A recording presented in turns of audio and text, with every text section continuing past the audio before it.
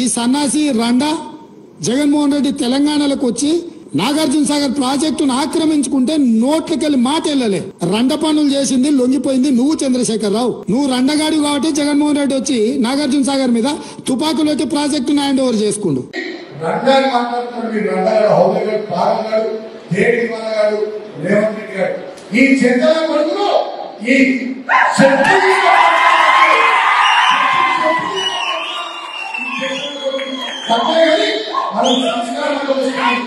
మనకి సంస్కారం వస్తుంది. బిడ్డ పునర్కం రేవంత్ నా కొడుకు ఖబర్దార్ మా కేసీఆర్ ఉంటే మా ప్రభుత్వం లేకపోవచ్చు. లక్షల మందిలో పండగకి నేను సూటికి ఒక్క మాట అడగదలుచుకున్న చంద్రశేఖరరావు, నీకేమాత్రం సిగ్గున్న ఒక్క మాటకు సమాధానం చెప్పు.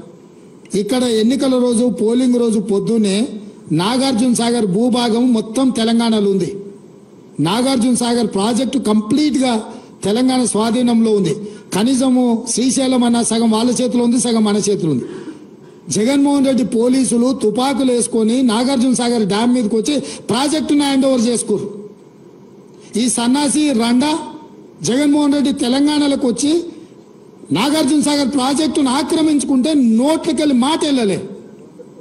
రండ పనులు చేసింది లొంగిపోయింది నువ్వు చంద్రశేఖరరావు.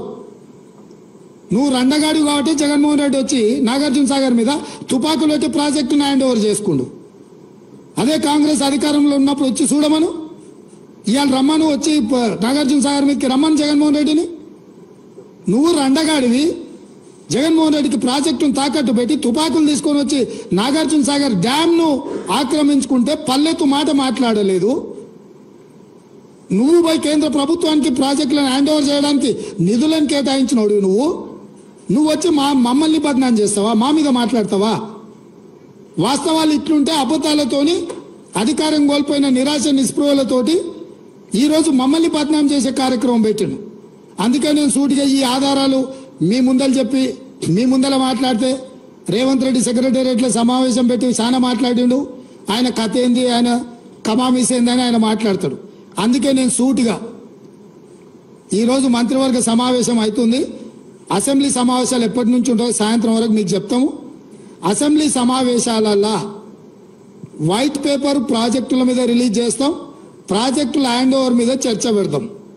48 గంటలు నువ్వు కోరుకుంటే ఇంకెక్కువ కావాలన్నా తలుపులు మూద్దాం, భోజనాలు అక్కడనే పెడదాం, బట్టలు తెచ్చుకో, మేము వస్తాం. మామ అల్లుడు మీరు ఇద్దరు రాండి, లేకపోతే ఎంబడి కొడుకుని తెచ్చుకోరు, అవతల మీ బిడ్డ ఉంటే ఆమెను కూడా ఉమ్మడి సమావేశాలు పెడతాం. ఒకవేళ చర్చ చేద్దామంటే శాసన మండలి శాసనసభ ఉమ్మడి సమావేశాలు ప్రత్యేకంగా ప్రాజెక్టుల మీద జలాల మీద చర్చ పెడతాము. మాకెవ్వరు లేరు, నేను మా ఉత్తమ్ కుమార్ రెడ్డి గారు ఇద్దరమే మాట్లాడతాం.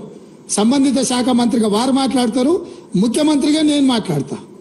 చంద్రశేఖరరావు, హరీష్ రావు, తారక రామారావు, కవితారావు నలుగురు మీరు ఒకరి తర్వాత ఒకరు అలచిపోకుంటే ఎంతసేపు అయినా మాట్లాడదాం, చర్చ చేద్దాం. నీకు చిత్తశుద్ధి ఉంటే, నీకు నిజాయితీ ఉంటే ఈ చర్చలకు రాకుండా ముఖం చాటేయకు చంద్రశేఖరరావు.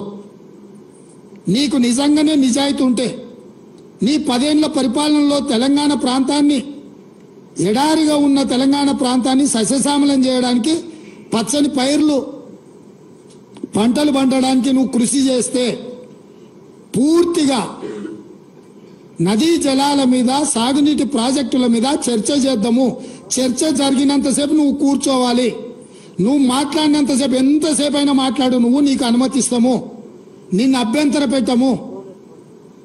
నువ్వు నీ అల్లుడు, ఎందుకంటే 5 ఏళ్ళు ఆయన మంత్రి, 5 ఏళ్ళు ఈయన మంత్రి సాగునీటి ప్రాజెక్టు, 5 ఏళ్ళు ఈయన ముఖ్యమంత్రి, 10 ఏళ్ళు ఈయన ముఖ్యమంత్రి, 5 ఏళ్ళు ఆయన ఆర్థిక మంత్రి. వ్యవహారం అంతా మామ అల్లుల మధ్యలోనే జరిగింది.